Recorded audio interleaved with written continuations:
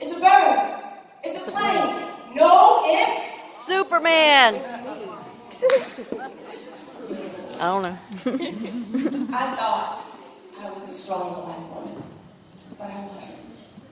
I thought that I was this superhero for my family, but I wasn't. You see, I came up in a culture where I saw strong black women, but it was a normalized dysfunction that I actually saw. My mother worked 3 jobs. We grew up in Tampa, we moved to Fort Lauderdale, where we thought things would get better because my mother and my father was fighting so much. But how many of us know that we can move to a different place, but unless something changed inside intrinsically, nothing will change. So we moved to Fort Lauderdale, Florida. My mother was a business owner, my dad was a barber. Part-time barber, full-time alcoholic. And because of that, I watched my family dismantle in front of my eyes. And though children don't have the language to explain the splitting and the scattering that they feel inside with their family dismantled like that, because divorce has become so normalized as well in our culture, it literally splits you from the inside out. And it doesn't stop there. Because these strong black women that I saw, my mother, Lily makes my mother, and we share that together, Commissioner. I watched her work 3 jobs, not because she wanted to, because she had to. She had to in a culture and a society that removed black men from the home. Let's be real. Let's be real. And whether we remove them by imprisoning them or remove them because of the psychological, internalized racism that cause us to look at ourselves as if we're non-human, because that has been passed on genetically from generation to generation to generation. It manifests in our behaviors. It manifests in the way we parent, and it manifests in the way we see ourselves. So I grew up with a father that was so depressed. He always looked like the sky was falling. And I guess that alcohol was the only thing that can anesthetize the pain he felt. And so the strong black woman that my mother had to be was one that was forced on her. So she wasn't strong at all. She worked 3 jobs to try to make ends meet, remarried after they finally divorced when we moved here. And when she remarried, there was a new monster. Not Frankenstein and the Wolfman and all the ones that we saw that Vincent Price talked about. And I'm telling my age now. Vincent Price. But when she remarried a stepfather that was not a father at all. And that's when I experienced trauma. I didn't know it was trauma at that time. I just knew it was a secret. Because what we can't name and what we misname, we will always mistreat. And I did not know that I had gone through trauma. But to be raped at 7 is trauma.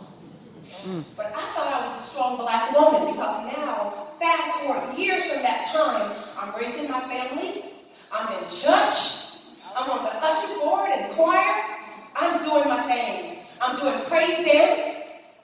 I'm trying to live my life according to the example that I saw in my mother and in a wonderful woman that I honor with my foundation, Joyce Ann Anderson. You see, she was my eldest sister of 5. There was 5 of us. And Joyce was the epitome of a strong black woman. Because when my mom was working and my daddy was outside somewhere, because he never came home. And then after divorce, he never came over.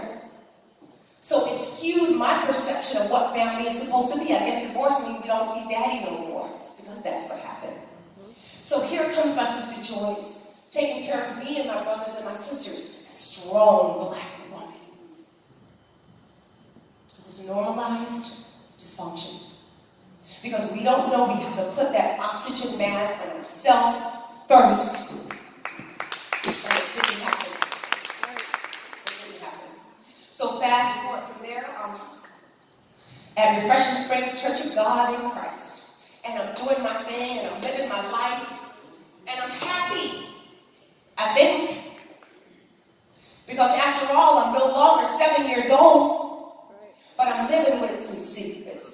Come on. Because at 11, I ran away because I got tired of being touched by a person who was supposed to protect me and love me and show me what a man is supposed to be. So I ran away, not thinking that there was other monsters in our society. I had no clue. I was loved and sheltered by my sister Joyce. She was there, again, when my mother wasn't there and my father wasn't there. She was there for all of us, teaching us about Sunday school lessons, about Daniel and the lion's den, and David and Goliath. Oh, I loved it. I fell in love with all the Bible stories. It just fueled my imagination. And then she was no longer there. She only lived in a Sunday, not far from Sunday Beach Acres, but not close enough to keep the monsters away.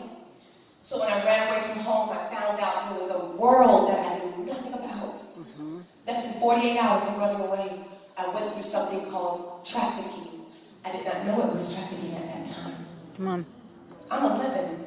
I have no language to explain what my stepfather did, nor do I have language to even make meaning of what's happening to me when two African-American men picked me up from Fort Lauderdale Beach, because that's where I ran away to, and trafficked me on a circuit from Miami to Fort Lauderdale and Miami to Fort Lauderdale until I was finally sold to a white man named Edward back to Fort Lauderdale Beach.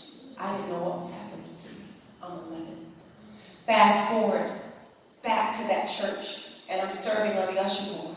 And I'm thinking I'm a strong black woman because, hey, I'm raising my children. And I'm keeping my family together. And I'm making dinner, and I'm going to Bible study. I'm going to piano lessons because that's what my son wanted. I'm doing ballet and watching my daughter do a pirouette because she wanted to do ballet. And I'm sitting back and I'm proud, and I got my makeup on, and I'm looking good, and I'm smelling good too because I'm wearing Versace. And I'm thinking I'm a strong black woman. But I had secrets that begged to differ. Come on. Because I was still living with the trauma that I didn't make meaning out of. I didn't have language for. Hosea 4:6 says, we perish by the lack of knowledge. Not beauty, thank you. Not finances. Not the new hairdo or the latest trends, but knowledge. It is knowledge that is causing our families today to dismantle. It's the lack of knowledge that's causing our family to dismantle. It's the lack of knowledge that's causing us to perpetuate transgenerational trauma, which my dissertation is about as I'm finishing my doctoral studies this year. Amen. Woo! And finally, I thought I was a strong black woman, but I wasn't.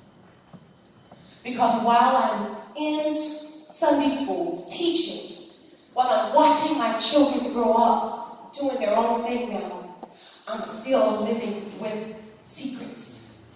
Because after they got me out of Edward's house at 12, the white man that I was sold to, put in DCF custody by 12 years old, pregnant at 13 because I kept running away, I stopped unpacking because why unpack when every foster home or shelter home I was getting ready to leave?